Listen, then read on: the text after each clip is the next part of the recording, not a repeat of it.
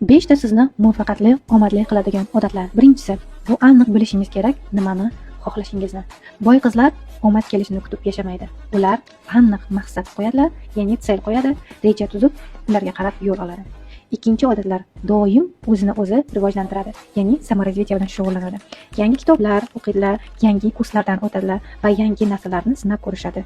O'zgarishdan qo'rqmaslikka intiladilar, yangi kundan kunga yaxshi bo'lishga intiladi.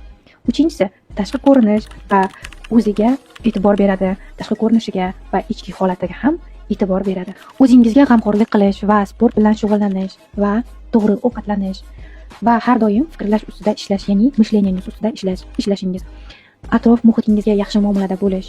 Agar sizni yoningizda 3 ta muvaffaqiyatli, omadli, ya'ni uspешный qiz bo'lsa, 4-inchisi siz bo'lasiz. 4-chi odatlar: vaqtingizni behuda sarflamang. Cheksiz yozishmalarga, SMSlarga, bekorchilikka, pustiy gulyankalarga. Sizning vaqtingiz bu sizning resursingiz va imkoniyatlaringiz bo'ladi. Bekorga isrof qilmang. 5-chi odatlar: mustaqil bo'ling, hech kimdan zavisima bo'lmang va qanday qilib har doim pul ishlashni o'rganing. Shahzodani kutmang, omad kelsa shunda boshlayman deb ishonib yurmang.